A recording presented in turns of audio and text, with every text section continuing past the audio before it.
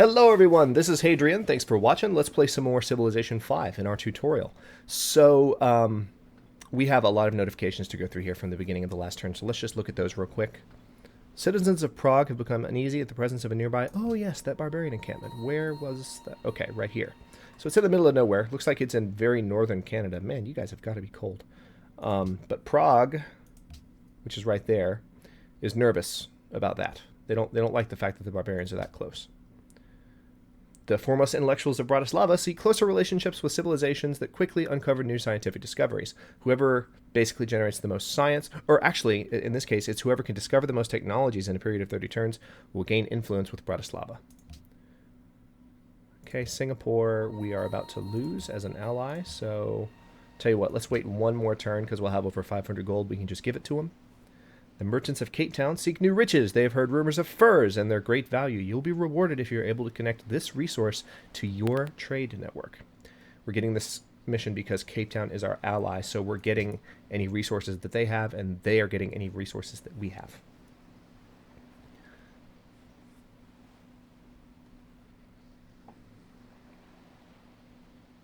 We need to make sure that we give some money to Singapore because they are helping to make us happy. All right, Casimir has completed Uffizi. I think that's how that's pronounced.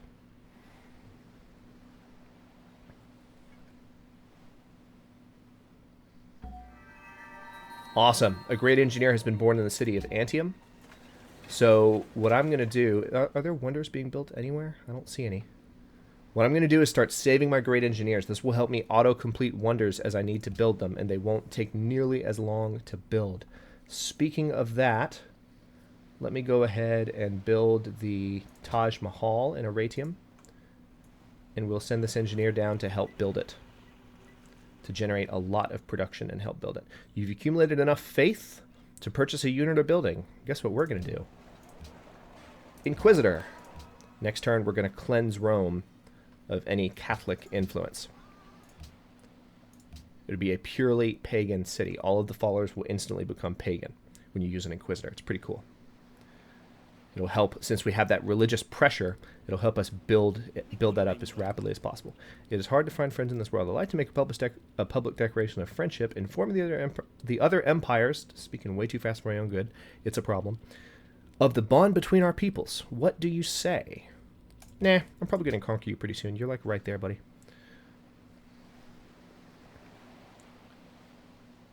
Or I might not conquer them. We'll see how it goes.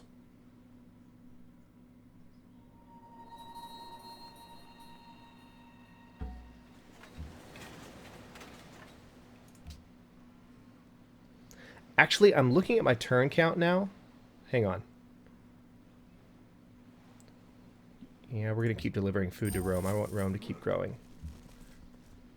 Let's look at our victory progress. Okay. Okay. I got scared for a second there. We're playing a 500-turn game, not a 300-turn game. For a second, I was like, wait a minute. That can't be right. We're nowhere near the end of this. Just got scared for a minute. All right. Let's do... Yeah, I'll have a windmill in Ravenna. Windmills are... I didn't explain this earlier. Windmills are production boost buildings that can only be built in flatland cities. So no hills. But if you have flatland cities, of course, there's going to be a lot of wind, so they give you extra production.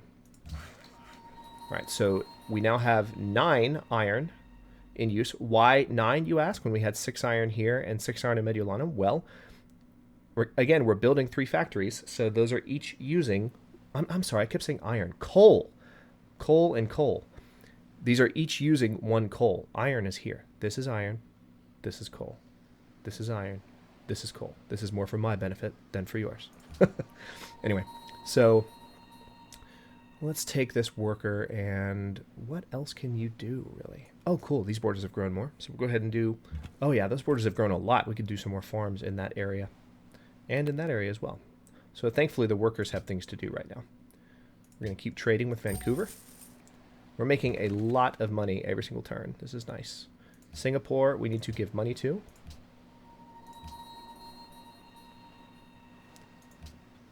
So they can continue to make us happy. Tyre is amazed by your swift technological advancements. Their scientists and intellectuals dismiss other civilizations as stagnant, and your influence over them has increased by 39. So let's have a look at Tyre. So they're mercantile. They make us happy too. Huh. I'm kind of tempted to get an ally with them, to get an alliance with them as well. But, all right, let's remove heresy from Rome. Right now there are 4 Christians and only 66 pressure emanating from paganism. So let's cleanse Rome. Only 66 pressure still. I'm staring at this in a stupor. The numbers aren't working the way that I've seen them work in the past. So, all right, let's use hurry production. In 3 turns, the Taj Mahal will be done in Aratium, thanks to our great engineer.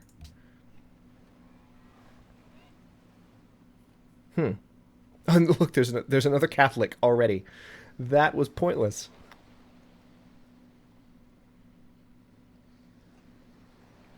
If you can't tell, I don't have as rich of an understanding of the religious pressure system. It's something that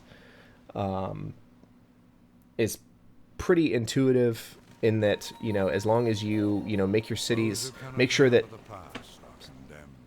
Will you not talk over me, please? Thanks. As long as you ensure that all of your cities follow your religion, you use inquisitors and great prophets and missionaries wisely, pressure is just kind of something that helps keep other religions at bay. I don't have a particular understanding, really, of like what causes pressure to go up or down. Like in that particular case, it didn't go up when I would have expected it to, given that we had more followers. So, as I've said in the past, if you have an explanation for that, I can look it up a little bit myself later because now I'm getting curious. But if you have an explanation for that, leave a comment. I'm happy to talk to you about it. And then what we can do is another half episode kind of explaining more how it works, just for future reference and people watching the tutorial. So if I end up doing a half episode, you should be seeing the link on your screen like right now. You've researched a new technology, archaeology. Yep. So we now have the ability to... Does this have an improvement on it? No, it doesn't. Okay, we need to either do a lumber mill or a mine there. But we now have the ability to investigate ancient ruins. And there's only one antiquity site in our territory, and it's right there. So we have these ancient ruins here. Not quite the same as the ancient ruins we started out with. All right, I'm going to go ahead and research military science because I want access to dynamite and railroad ASAP. So we're going to need military science, then rifling, in that order. So this is an antiquity site. Okay. The Maya are just renewing our trade deal. Not quite ancient ruins. What it is it's something you can explore with an archaeologist to get certain bonuses. So we're going to build an archaeologist shortly to show you what that looks like. Looks like we are 9 turns away from our factory. So that's going to be good. When we get our factory in Arpinum,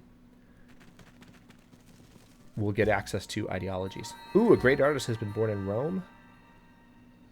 Let's go ahead and start a... Yeah, let's start a golden age. The extra income and the extra culture bonuses will come in handy. I am going to build a lumber mill. The reason I'm building a lumber mill and not a lumber mill and not a mine in Arpinum is any citizen working that tile will be able to get production and food. If I built a mine, it would chop down the forest and the food bonuses would go away.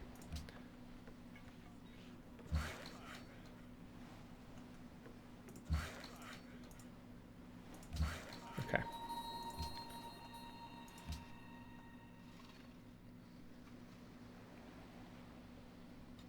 Just counting down the turns until this factory is finished.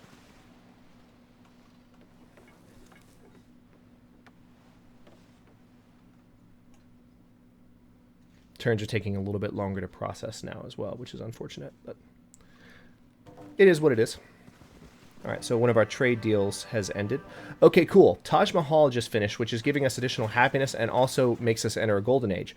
But Hadrian, you ask, we were already in a golden age. Notice we now just have several more turns in our golden age. That's what happens when you have a redundant golden age pop up. It's pretty cool. They just get longer and longer and longer and longer. All right, so let's go ahead and build a bank in Aratium. Make some additional money. Looks like our seaport is done in Mediolanum, so I'll go ahead and build a factory. Why not? They've got coal right there in Mediolanum, so it's a good thing to pursue. We now have the option of building the museum. Also, that should mean we have the option of building the archaeologist. So let's go ahead and queue that up in Surtsey.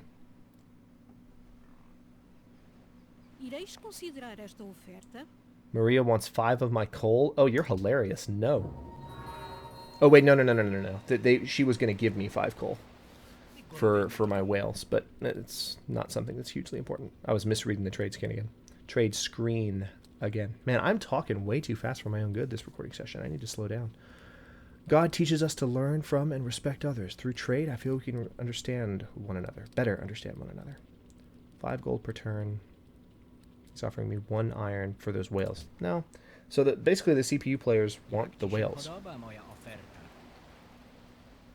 Alright, Casimir's making me a more interesting offer, though, because he will vote yes for the World Heritage Sites. I have a feeling you're already going to vote yes for that, though, because you told me that you liked the proposal. So that doesn't have much meaning to me, buddy. Sorry. Alright, so 2 factories are about to finish, and then we'll be 1 turn away from our 3rd factory.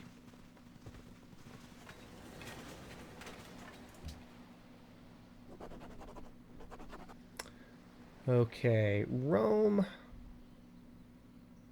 Yeah, I'm going to go ahead and build the porcelain tower in Rome. Let's see if we can get to that first.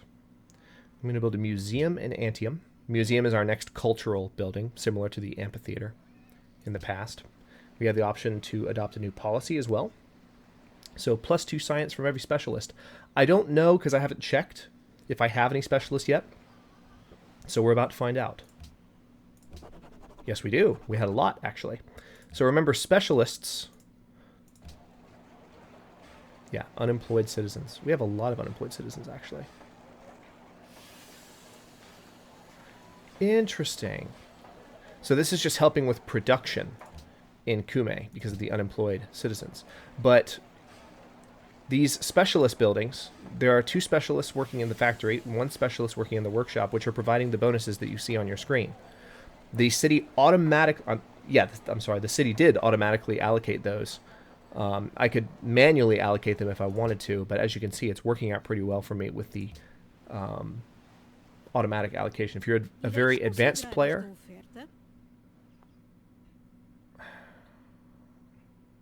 No. If you're a very advanced player, you might choose to have more micromanaging over that as a way to gain an edge over your opponents, and that's definitely an option that you have. For now, we are safe without it. We can trust the game to manage our specialists for us. We got some coal from Bratislava. That's good. We're up to 20 coal. And coal from Singapore. So Singapore and Bratislava just... Okay, we have a lot of money and the world knows it. This is how much money everyone else has. This is how much I have. Okay. We just... Because we're the ally of Bratislava and because we're the ally of Singapore, they just improved their coal resources and we got access to it. So now I don't feel bad at all about turning down that offer because I misread the trade screen from Maria. Because, I mean, look how much coal we have. It's ridiculous. They have coal there and they have coal there. All right, so Bratislava is at 84 of 60. Singapore is at 83 of 60. Vancouver is at 98 of 60. Cape Town's at 79 of 60. I'm just checking our allies to see. Yeah, let's go ahead and give you more gold. Ooh, extra influence. Awesome. Yeah, they have the setup right now or the quest rather, where gold gifts are more effective. I cannot talk today to save my life. Let's see. No. Why does everyone want the whales? They're not that special, are they? We're 6 turns away from the World Congress vote.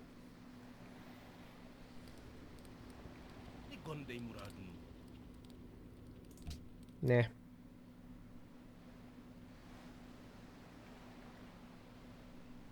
Alright, so I think as soon as some of my current productions are finished, I'm going to start building some military units and thinking more earnestly about conquering Vatican City. The game has just informed us that we have that upcoming session.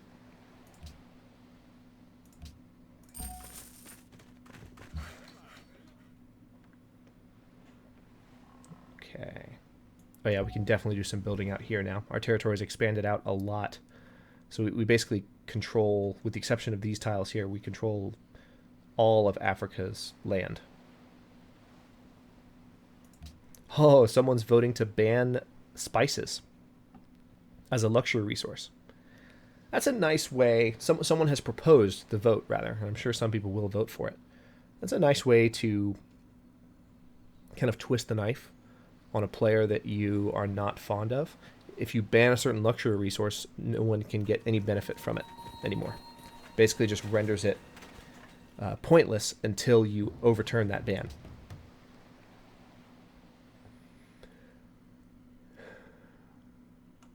Yeah, all right, I need to start thinking about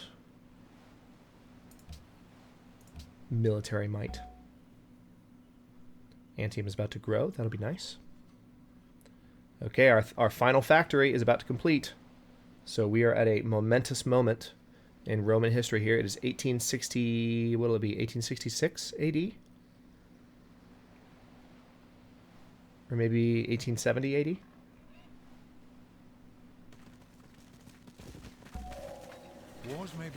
Yeah, 1866. So we've researched military science, which has given us access to some new units. Our cargo ship is awaiting orders. You can choose production in Kume. We're going to go for another... We'll tell you what, let's go ahead and build a factory in Kume, because it's needed. And let's upgrade this longswordsman there as well. Let's see, we'll do a factory in Ravenna as well. Musketman in Arpinum. Choose ideology. Now, we are the first nation to get to any of the ideologies. So automatically, we are going to get 2 tenets of whatever ideology we choose.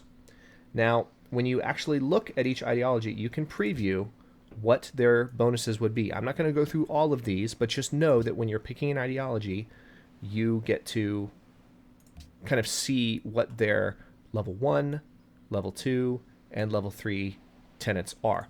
What do levels mean? Let me show you. I'm going to go with order, which is not quite... order, I guess, is saying the best victory types are military, science, or cultural. Order, I guess, would be the closest equivalent to, like, communism. If I was going for pure Roman, like true Roman play, I guess, conquering empire type play, I would go for autocracy. But order has some really, really nice boosts to culture and happiness, and I always am biased very heavily towards going for order. They all have really nice bonuses. In this particular tutorial, I'm going to go with order. So we're going to adopt order, and this has introduced some new mechanics, which I'll explain in this episode and the coming episodes. So you may choose a free social policy or ideological tenet. So we're going to go, we have 2 choices actually. So these are our level 1. As you can see, there's level 1, level 2, level 3. And just like technologies and cultural policies, you have to unlock 2 of one level to get to one policy in the 3rd level. So notice this one right here. +2 local happiness from monuments. I have a monument in every single one of my cities. I'm getting extra culture from my extra happiness. Half of my happiness is given to my culture bonus every single turn. So this is definitely something that I want. Happiness just went up to 55. And then the rate at which great people are born is increased by 25%. Yes, please. Choose research. All right, I'm going to go for rifling because that's going to give us the rifleman unit, and we're going to be advancing on Vatican City very soon. So we're going to need to have some units that can fight them. Vatican City will be interesting to capture because there's not much land around them, so I'll have to kind of sneak units up onto land, probably through Italy and maybe from here. We'll have to move pretty quickly. It'll be interesting. All right, looks like one of our deals with Askia just ended. we have this unit here that needs to be upgraded in Kume, so that's done. Antium, I need to start thinking in terms of building training buildings. We're going to build a mine here with those workers. These musketmen can chill for a bit, and we're going to go to the next turn again. So I mentioned much earlier in the series, probably about 6 or 7 episodes back, that I haven't built any barracks yet. Again, just because we haven't had to be too militaristic. Barracks give you additional experience for your units right out of the gate. So your units come out of training already 1 or 2 levels stronger. They have either the drill promotion or the... I don't remember what the name of the other one was. But, you know, the abilities that give your units strength on either flatland or in rough terrain. All right, they're just renewing that deal. You get automatically, which is very, very nice.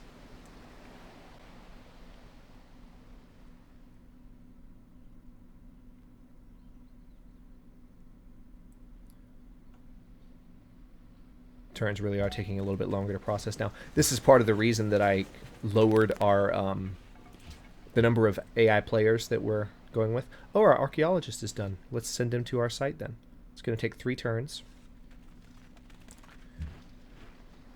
Musket Man is awaiting orders. We're going to build walls in Antium, barracks in Aratium, barracks in Circe. No.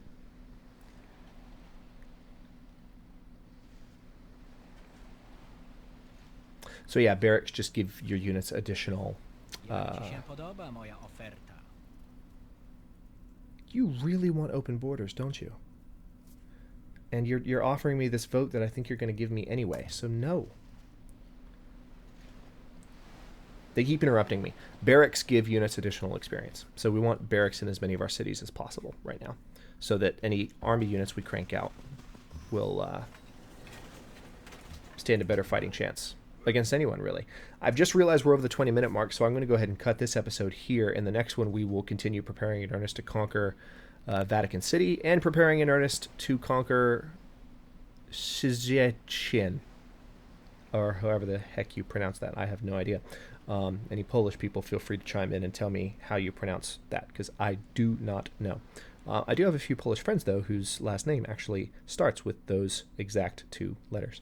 So definitely could be clarified by a Polish person if you happen to be watching. And I would appreciate it, too, because I like pronouncing things correctly. But anyway, if you enjoyed the episode, don't forget to like the video and subscribe to the channel. I upload new episodes in the tutorial every day at noon Eastern Daylight Time, which is GMT -4 for those of you not in the States. And of course, if the Civ 5 tutorial is over, then I'll be doing something else in kind of a grand strategy or historical strategy type vibe in this time slot.